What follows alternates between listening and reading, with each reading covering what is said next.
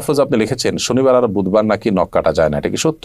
নখ কাটার নির্দিষ্ট কোনো দিনক্ষণ নাই যে এই সময় নখ কাটতে হবে বা এই সময় নখ কাটা যাবে না। সারা সপ্তাহের যে কোনো সময় যে কোনো দিন রাতে দিনে আপনি নখ কাটতে পারবেন। শুক্রবার নখ কাটাকে কেউ কেউ মুস্তাহাব বলেছেন, কোনো কোনো সালাফের আমল রয়েছে। এর বাইরে আসলে এটাকে সুন্নাহ বা ওই দিনই কাটতে হবে এমন কোনো বাধ্যবাধকতা নেই, আর নিষেধাজ্ঞা তো কোনো দিনের জন্যই নাই। বিদায় শনিবার বুধবারে নখ কাটা যাবে না মর্মে কথা যদি কেউ বলে থাকেন সেটি নিছকই কুসংস্কার এবং দলিলবিহীন একটি কথা। এমনি আমজাদ হোসেন আপনি লিখেছেন ঘুমানোর জায়গায় নামাজ পড়লে নামাজ হবে কিনা। যে জায়গাটা আপনি ঘুমিয়ে থাকেন বা শুয়ে থাকেন বা যেটা আপনার শোবার ঘর, শোয়ার জায়গা, সেখানে নামাজ পড়েছেন, যদি পবিত্র হয়, পাক হয়, নামাজ হয়ে যাবে, কোনো অসুবিধা নেই। তবে নামাজের যাতে মনোযোগ থাকে সেরকম জায়গা থাকা উচিত। ধরুন সেখানে ঘুমানোর জায়গা, সেখানে হয়তো কালারফুল নানা বিছানা টিছানা আছে, সেটা আপনার মনোযোগ নষ্ট হতে পারে। এরকম হলে সেখানে বিছানা বিছিয়ে নেবেন, জানামাজ বিছিয়ে নেবেন বা এমন কিছু বিছিয়ে নেবেন যে আপনার মনোযোগকে নষ্ট না করে। এমডি মুস্তাফিজুর রহমান লিখেছেন তেলাওয়াতের সেজদার বিধান কি? যদি সেজদা না করা হয় তাহলে কি গুনাহ হবে? ভাই মুস্তাফিজুর রহমান, তেলাওয়াতের সেজদা দেওয়া ওয়াজিব। আপনি কোরআন কারীমের সেজদার যে আয়াতগুলোতে সেজদা বিষয়ক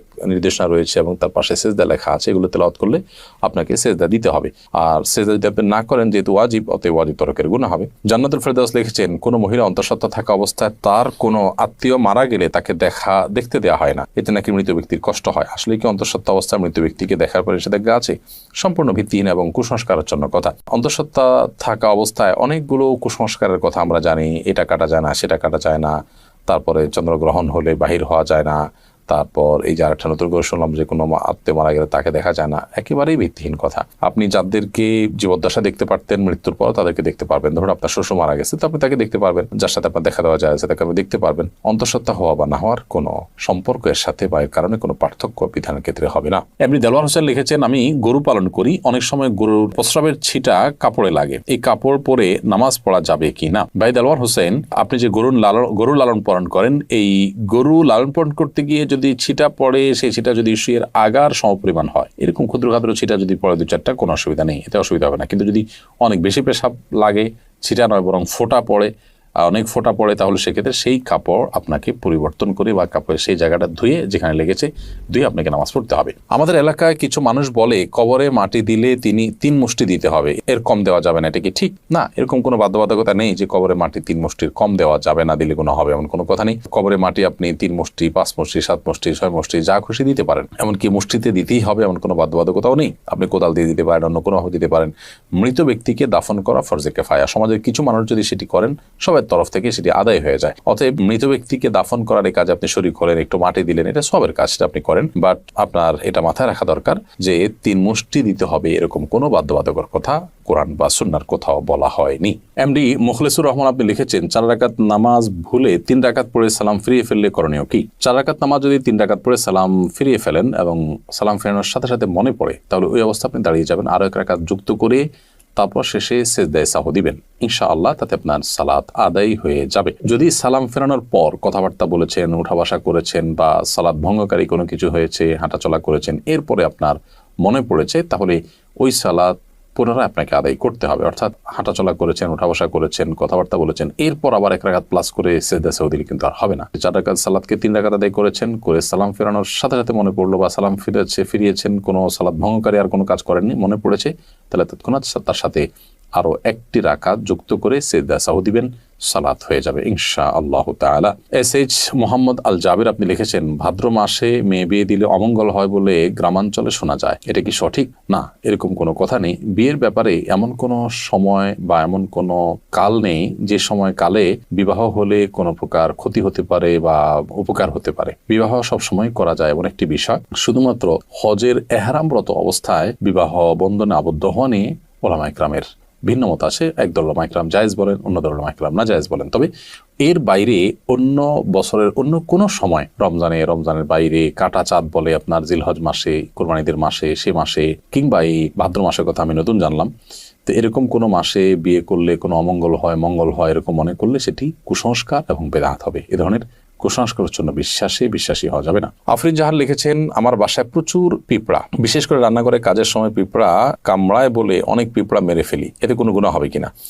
পিঁপড়া যদি আপনি মারেন এতে গুনাহ হবে না, কিন্তু আগুন দিয়ে পুড়িয়ে পিঁপড়া মারবেন না, এ ব্যাপারে নবী সাল্লাল্লাহু আলাইহি ওয়াসাল্লামের নিষেধাজ্ঞা রয়েছে। এর বাইরে আপনার পিঁপড়ার উপদ্রব থেকে বাঁচার জন্য আপনি সেটা মেরে ফেলতে পারেন। যে কোনো প্রাণী আমাদের যদি উপদ্রবের কারণ হয় তাহলে সেটা থেকে আত্মরক্ষার জন্য আমরা সেটি মারতে পারি, কিন্তু নির্মমভাবে বা অপ্রয়োজনে কষ্ট দিয়ে তাকে তিলে তিলে শেষ করা বলতে যেটা বোঝানো হয় সেটা করা জায়েজ হবে না। জোহরের সুন্নতের তৃতীয় রাকাতে থাকা অবস্থায় জামাত শুরু হয়ে গেলে করণীয় কি? জোহরের সুন্নতের তৃতীয় রাকাতে আপনি আছেন, এমন অবস্থায় জামাত শুরু হয়ে গেলে আপনি আরেক রাকাতের সাথে প্লাস করবেন এবং তাড়াতাড়ি সেটা শেষ করে জামাতে শামিল হয়ে যাবেন। এক্ষেত্রে নামাজ ভেঙে ফেলবেন না।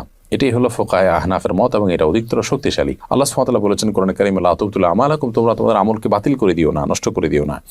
যদিও হাম্বলী মাযহাবের উলামায়ে কেরাম অনেকেই বলেন যে এরকম পরিস্থিতিতে আপনি নামাজ ছেড়ে দিয়ে জামাতে শামিল হবেন, কারণ নবী করিম সাল্লাল্লাহু আলাইহি ওয়াসাল্লাম বলেছেন, ইযা উকিমাতিস সালাতু ফালা সালাতা ইল্লাল মাকতুবা, যখন ফরজ নামাজের একামত হয়, একামত হলে তখন ফরজ নামাজ ছাড়া কোন নামাজ পড়া জায়েজ নয়, যার কারণে আপনি সেটা ছেড়ে দিবেন, এরকম মত তারা দিয়ে থাকেন।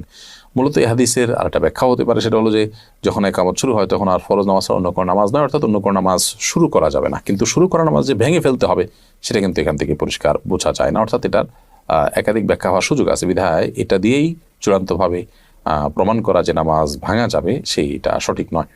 হাসানুল সিয়াম আপনি লিখেছেন, শুনেছি কেউ নেশাগ্রস্ত হলে 40 দিন ইবাদত কবুল হয় না। এখন প্রশ্ন হলো, কেউ নেশা করার পর 40 দিন না হওয়ার আগেই যদি তার ভুল বুঝতে পারে এবং তওবা করে ফিরে আসতে চায়, তবে কি সে ইবাদত করতে পারবে? প্রথম কথা হলো, ইবাদত তো করতেই হবে তাকে। পারবে মানে কি? ইবাদত করতে শুধু পারবে না, ইবাদত করাটা তার জন্য আবশ্যক। 40 দিন ইবাদত কবুল হবে না এই ভেবে তিনি যদি 40 দিন নামাজ পড়া বাদ দিয়ে রাখেন, তাহলে তো ডাবল গুনাহ হবে তার।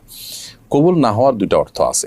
একটা অর্থ হলো যে বিশুদ্ধই হবে না, আরেকটা হলো যে ইবাদত করেছেন সেটা কাগজে কলমে বিশুদ্ধ হয়েছে, বাট আল্লাহ তাআলার কাছে সেটা অ্যাকসেপ্টেবল হবে না। তো এখানে নেশাগ্রস্ত হলে 40 দিন ইবাদত কবুল হবে না মানে দ্বিতীয়টা উদ্দেশ্য, অর্থাৎ আপনি সঠিকভাবে যথাযথভাবে করে থাকলে আপনার নামাজ হয়ে গেছে, বাট আল্লাহর কাছে সেটা কাউন্টেবল হবে না, অ্যাকসেপ্টেবল হবে না। এখন প্রশ্ন উঠতে পারে, আল্লাহর কাছে অ্যাকসেপ্টেবল না হলে করে লাভ কি?